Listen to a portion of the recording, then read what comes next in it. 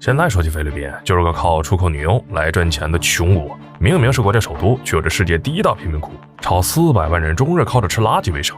但你敢相信，这个穷国在上世纪居然是仅次于日本的经济强国？首都马尼拉更是被称为东方小纽约。为什么菲律宾会变成如今这个样子？而他们现在又过着怎样的生活？今天球哥就带大家来了解了解。菲律宾位于亚洲东南部，国土面积约为30万平方公里，人口约1.1亿人。上世纪50年代的菲律宾可以说是他这一生最辉煌的时候。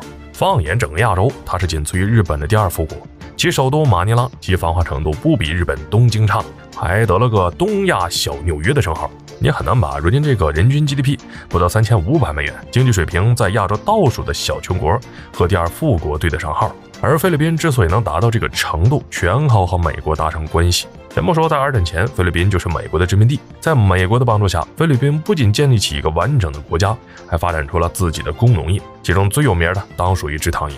直到现在，制糖业依然是菲律宾的命根子，提供了近70万的就业岗位，带来不少收入。等到2战结束后，靠着美国的各种援助，菲律宾的经济可以说突飞猛进。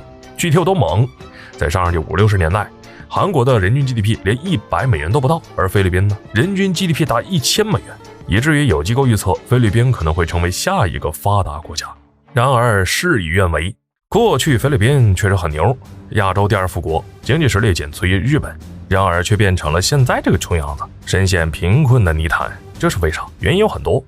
那时的菲律宾傍上了美国的大腿，靠着美国当代工厂，生产美国所需要的一切物品，赚的是盆满钵满。但是菲律宾人却忘了一点，没有发展自己的核心竞争力，不去技术创新，给美国当代工厂很简单，便宜就行。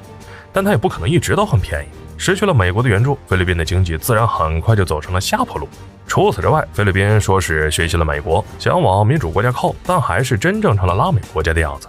掌握国家财富和政权的依旧是菲律宾的各大家族，这导致菲律宾有钱人会越有钱，穷人会越来越穷。更离谱的是，国家经济下滑，民众的生活水平也不断下降，甚至爆发了不小的暴动。政府不仅没当一回事儿，还一个劲儿的贪污腐败，尤其是马克思，算是把菲律宾拉下深渊的第一人。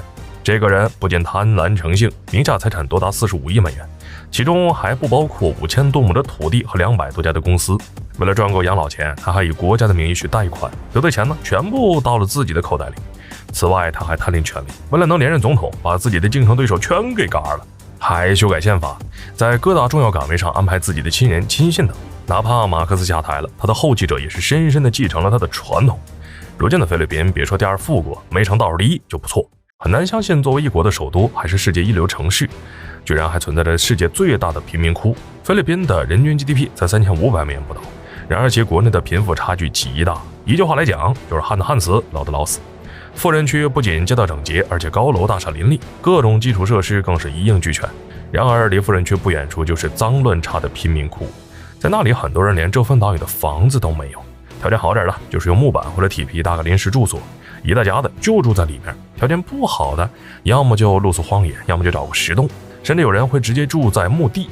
而且随着人口增多，贫民窟的生活空间还在不断的被压缩。这些人不仅住不到，连吃也吃不好，喝也喝不好，因为没有干净的水源，他们就只能去早已被污染的河里取水。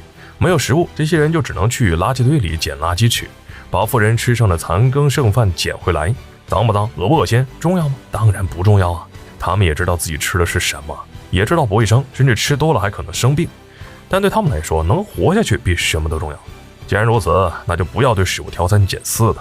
如今的菲律宾也没有什么能拿得出手的东西，真要说有呢，也就只有众所周知的菲律宾女佣。为了能更赚钱，他们还把这一产业职业正规和标准化。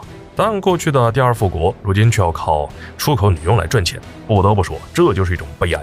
好了，本期视频到这就结束了，麻烦各位看官用你发财的小手给雷点赞关注呗，咱们下期再见。